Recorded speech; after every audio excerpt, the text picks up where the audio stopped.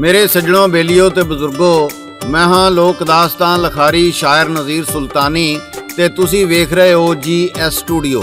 मेरे सज्जनों, साड़ी अज दी दास्तान दा नां है उदम फकीर ते इस दास्तान दी फरमाइश करदे ने नारोवाल तो वारस अली बेग, ਚੱਕ नंबर 33 आरफवाला तो अल्ला दिता, गुजरावाला तो हाजी रियाज जट, कराची तो मुहम्मद नदीम, कक्की रसूलपुर जट्टां तो मास्टर रूबी, मुहम्मद अफजल जट, राजा मुहम्मद अफजल, अब्दुल्ला गार्डन शाहकोट तो बरकत अली रहमानी दुकानदार, जमालपुर बहावलपुर तो मुहम्मद शबीर ड्राइवर, लाहौर तो फहीम रजा, यजमान मंडी तो काशिफ जट, सांगड़ सिंध तो सलीम जलेबियां अराई, शोरकोट तो चौधरी अरशाद चट्ठा जट, गरीबाबाद तो मियाँ अब्दुल सत्तार अराई, शेखूपुरा तो इकरामुल्ला आदल, राणा मुहम्मद हारून खान, जंडियाला शेर खान तो तारक महमूद खान, कोट हुसैन तो खालिद मुगल ते अमीर अली गुजर, सियालकोट तो मास्टर मोहम्मद नवाज चौहान,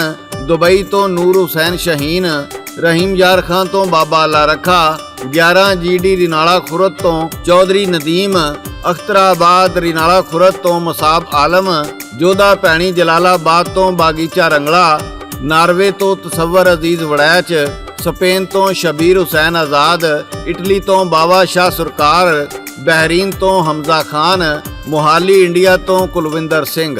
ते मेरे सज्जनों, हुण आउने आ असीं अपनी अज दी दास्तान वल्ले। उदम फकीर एक अल्लाह दे दरवेश सन। वो हमेशा सफ़र करते रहिंदे। एक दिन वो सफ़र करते करते बलख शहर पहुँच गए ते शहरों बाहर एक चौंपड़ी बना के रहन लग पे। वो दिन रात अल्लाह की इबादत विच मशगूल रहिंदे।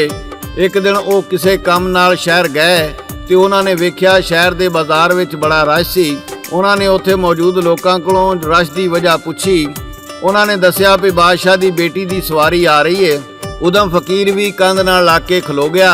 जदों शहजादी की सवारी उन्होंने कोलों लंघी ते हवा नाल पालकी का पर्दा उठ गया। उदम की नज़र शहजादी ते पई ते उदम ओदा हुसन वेख के अपना दिल हार बैठा। जदों पालकी बादशाह दे महल गई ते उदम भी ओदे पिछे पिछे महलां जा पहुंचा।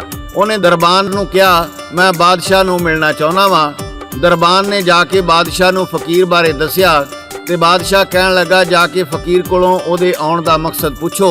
जदों दरबान ने उदम नूं कहा, बादशाह सलामत तेरे आउण दी वजह पुछदे ने, ते उदम ने सारी गल दरबान नूं दसी।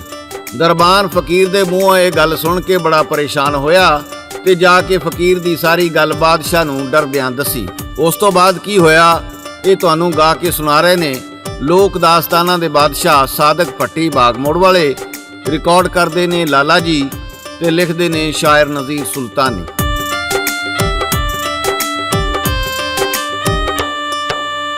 बादशाह ने जदों गल सुनी ते सख्ते दे विच आया। सद लियावो उदम ताई बादशाह ने फरमाया।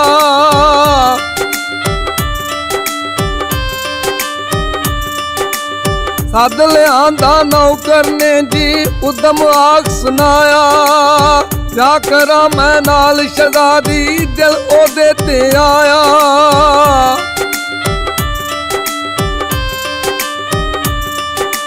बादशाह कहंदा दस तू शजरा की है तेरी निस्बत। फिर मैं सोचा व्याह दे बारे की है तेरी किस्मत।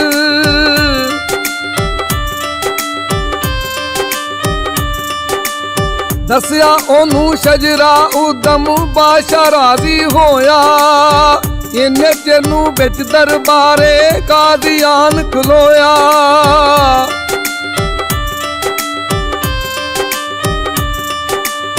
कहंदा बादशाह गल नी चंगी शहजादी तू ब्यावे। पाके मुंज दी रस्सी मोती तस्बी तू बनावे।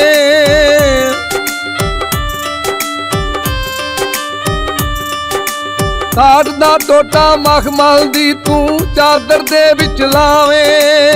महलां दे विच पली शहजादी नाल फकीर कलावे।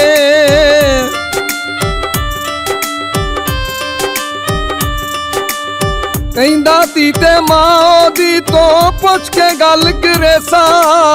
कल तू आवी बे दरबारे फिर जवाब मैं देसा।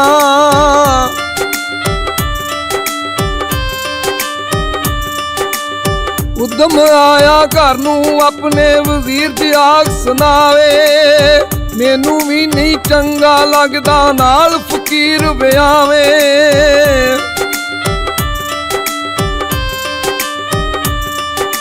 ਬਾਦਸ਼ਾਹ ਕਹਿੰਦਾ ਦੱਸ ਤੂੰ ਮੈਨੂੰ ਕੀ ਕਰਾਂ ਮੈਂ ਯਾਰਾ, ਤੂੰ ਹੀ ਸਾਂਭਦੀ ਇਸ ਮਸਲੇ ਨੂੰ, ਤੂੰ ਹੀ ਕਰ ਕੋਈ ਚਾਰਾ।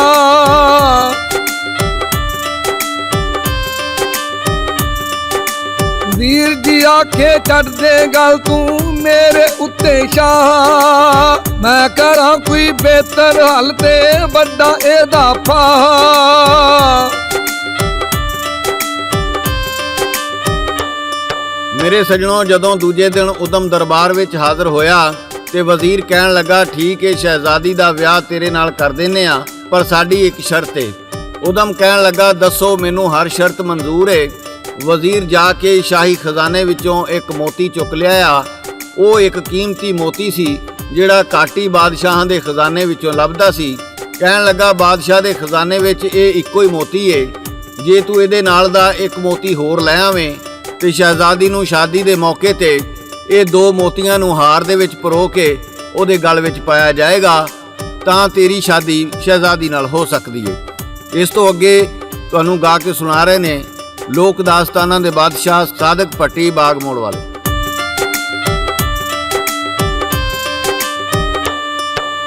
ਸ਼ਰਤ ਕੀਤੀ ਮਨਜ਼ੂਰ ਜੀ ਉਦਮ ਤੁਰਿਆ ਵੱਲ ਦਰਿਆ, ਜਾ ਕੇ ਝੁੱਗੀ ਵਿੱਚੋਂ ਨੇ ਲੋਟਾ ਨਾਲ ਲਿਆ।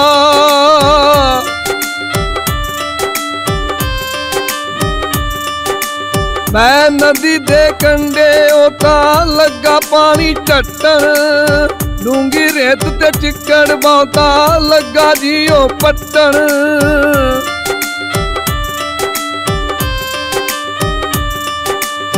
ਕਈ ਮਹੀਨੇ ਲੱਗੇ ਉਹਨੂੰ ਪਾਣੀ ਨਾ ਜੀ ਮੁੱਕਾ, ਨਾ ਦਰਿਆ ਉਹ ਵਗਣੋਂ ਹਟਿਆ ਨਾ ਪਾਣੀ ਜੀ ਸੁੱਕਾ।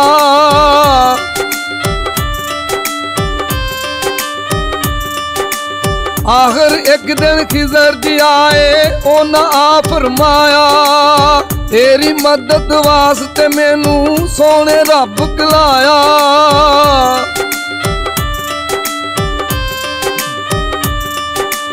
ਦੱਸ ਕਿਹੜੀ ਏ ਮੁਸ਼ਕਲ ਤੇਰੀ ਹੱਲ ਕਰਾਂ ਮੈਂ ਉਹਨੂੰ, ਨਾ ਦਰਿਆ ਦਾ ਪਾਣੀ ਸੁੱਕਣਾ ਨਾ ਲੱਭਣੀ ਸ਼ਾਇਦ ਤੈਨੂੰ।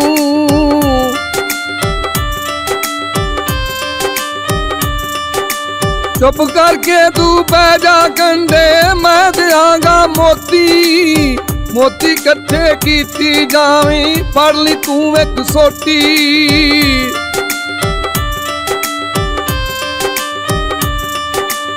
ਮਾਰੀ ਛਲ ਦਰਿਆ ਨੇ ਜਿਸ ਦਮ ਮੋਤੀ ਕੰਢੇ ਆਏ, ਲੈ ਜੀ ਜਿੰਨੇ ਲੈ ਕੇ ਜਾਣੇ ਆਵਾਜ਼ ਜੀ ਉਹਨੂੰ ਆਏ।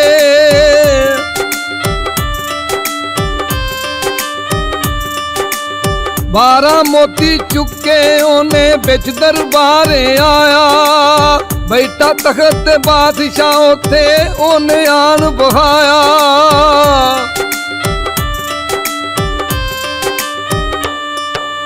ਮੇਰੇ ਸੱਜਣੋ, ਜਦੋਂ ਉਦਮ ਨੇ ਸ਼ਰਤ ਪੂਰੀ ਕਰ ਦਿੱਤੀ ਤੇ ਕਿਸੇ ਨੇ ਆ ਕੇ ਦੱਸਿਆ ਭਈ ਸ਼ਹਿਜ਼ਾਦੀ ਮਰ ਗਈ ਏ। ਉਦਮ ਬੜਾ ਪਰੇਸ਼ਾਨ ਹੋਇਆ। ਜਦੋਂ ਉਹਨਾਂ ਜਾ ਕੇ ਸ਼ਹਿਜ਼ਾਦੀ ਨੂੰ ਦਫਨਾਇਆ ਤੇ ਘਰ ਨੂੰ ਮੁੜ ਗਏ, ਫਕੀਰ ਨੇ ਛੇਤੀ ਨਾਲ ਕਬਰ ਪੁੱਟੀ ਤੇ ਸ਼ਹਿਜ਼ਾਦੀ ਨੂੰ ਲੈ ਕੇ ਆਪਣੀ ਝੁੱਗੀ ਵਿੱਚ ਆ ਗਿਆ। ਇਹਨੇ ਚਿਰ ਨੂੰ ਇੱਕ ਸੰਨਿਆਸੀ ਉੱਥੇ ਆਇਆ। ਉਹਨੇ ਵੇਖਿਆ ਸ਼ਹਿਜ਼ਾਦੀ ਮਰੀ ਪਈ ਏ ਤੇ ਫਕੀਰ ਉਹਨੂੰ ਸਾਹਮਣੇ ਰੱਖ ਕੇ ਉਹਦੇ ਵੱਲ ਤੱਕੀ ਜਾ ਰਿਹਾ ਹੈ।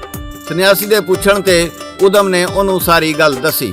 ਇਸ ਤੋਂ ਅੱਗੇ ਤੁਹਾਨੂੰ ਗਾ ਕੇ ਸੁਣਾ ਰਹੇ ਨੇ ਸਾਦਕ ਭੱਟੀ ਬਾਗ ਮੋੜ ਵਾਲੇ।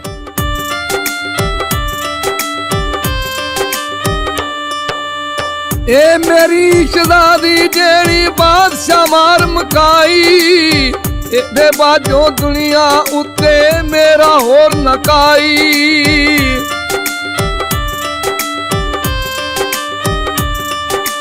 ਵੇਖ ਨਬਲ ਸੰਨਿਆਸੀ ਕਹਿੰਦਾ ਕਰੋ ਫਿਕਰ ਨਾ ਕਾਈ, ਮਰੀ ਨਾ ਇਹਦਾ ਸਖਤੇ ਅੰਦਰ ਸ਼ਹਿਜ਼ਾਦੀ ਏ ਆਈ।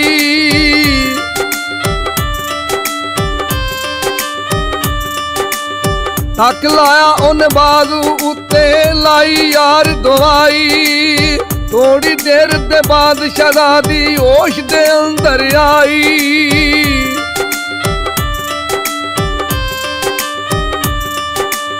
ਸ਼ਹਿਜ਼ਾਦੀ ਬੇਹਰਾਨ ਹੋਈ ਜੀ ਕਿਹੜੇ ਅਜਨਬੀ ਤੋਂ ਬੈਠੇ ਮੇਰੇ ਨਾਲ ਝੁਕੀ ਵਿੱਚ ਬਾਹਰੋਂ ਬੂਆ ਤੋਂ।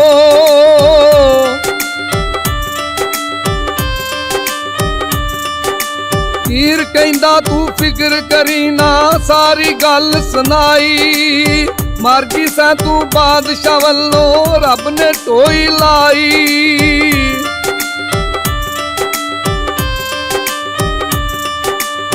ਮੁਰਦਾ ਸਾ ਤੂੰ ਜ਼ਿੰਦਾ ਹੋਗੀ ਚੱਲ ਨਿਕਾਹ ਹੁਣ ਕਰੀਏ। ਵਿੱਚ ਹਨੇਰੇ ਚਾਨਣ ਹੋਵੇ ਦੀਵਾ ਬਾਲ ਕੇ ਧਰੀਏ।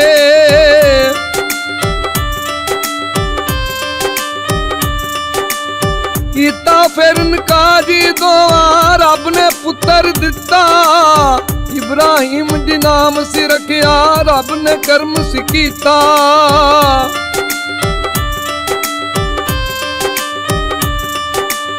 ਵੱਡਾ ਹੋਇਆ ਪੜਨੇ ਪਾਇਆ ਬਾਦਸ਼ਾਹ ਉੱਥੇ ਆਇਆ। ਵੇਖ ਕੇ ਉਹਨੇ ਮੁੰਡੇ ਦੇ ਵੱਲ ਕਾਜ਼ੀ ਨੂੰ ਫਰਮਾਇਆ।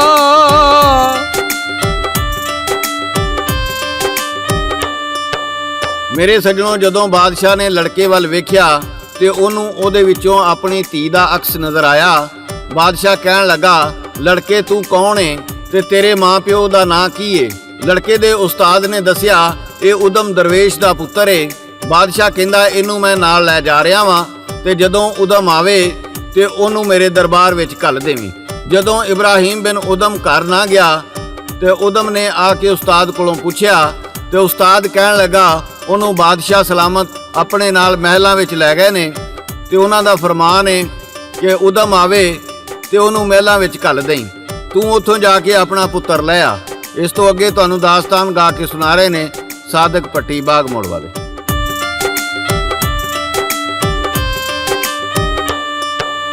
ਲੈ ਗਿਆ ਉਹਨੂੰ ਬਾਦਸ਼ਾਹ ਕਹਿੰਦਾ ਵੀ ਦਰਬਾਰ ਤੂੰ ਆਵੀਂ। ਇਹ ਪੁੱਤਰ ਹੈ ਕਿਦਾ ਸਾਰੀ ਗੱਲ ਤੂੰ ਆਣ ਸੁਣਾਵੀਂ।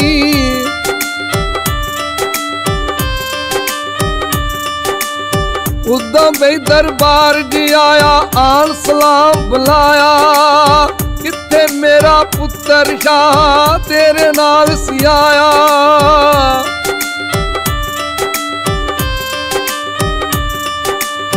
ਆਖਣ ਲੱਗਾ ਬਾਦਸ਼ਾਹ ਉੱਤੇ ਮਾਂ ਇਹਦੀ ਏ ਕਿਹੜੀ। ਸੱਚੀ ਸੱਚੀ ਗੱਲ ਸੁਣਾ ਤੂੰ ਤੇਰੇ ਦਿਲ ਵਿੱਚ ਜਿਹੜੀ।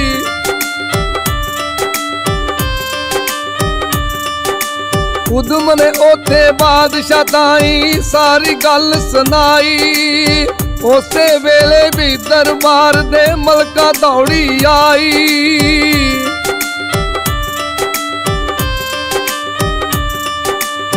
ਕਿੱਥੇ ਮੇਰੀ ਧੀ ਫਕੀਰਾ ਜੇਕਰ ਹੈ ਉਹ ਜ਼ਿੰਦਾ।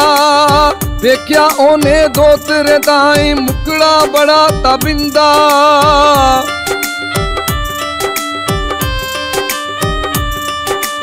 ਸਾਰੇ ਆਏ ਝੁੱਗੀ ਦੇ ਵਿੱਚ ਧੀ ਨੂੰ ਸੀਨੇ ਲਾਇਆ। ਚੱਲੋ ਸਾਰੇ ਮਹਿਲਾਂ ਦੇ ਵਿੱਚ ਬਾਦਸ਼ਾਹ ਆਗ ਸੁਣਾਇਆ।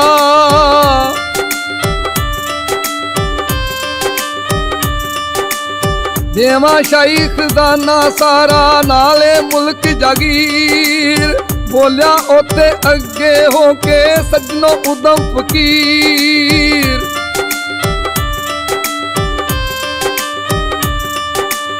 ਨਹੀਂ ਲੈਣਾ ਅਸੀਂ ਸ਼ਾਹੀ ਖਜ਼ਾਨਾ ਨਾ ਕੋਈ ਦੌਲਤ ਭਾਂਡਾ। ਸੋਨਾ ਬਖਤ ਖੁਦਾ ਨੇ ਦਿੱਤਾ ਜਿਹੜਾ ਲੰਘਦਾ ਜਾਂਦਾ। ਸੋਨਾ ਬਖਤ ਖੁਦਾ ਨੇ ਦਿੱਤਾ ਜਿਹੜਾ ਲੰਘਦਾ ਜਾਂਦਾ।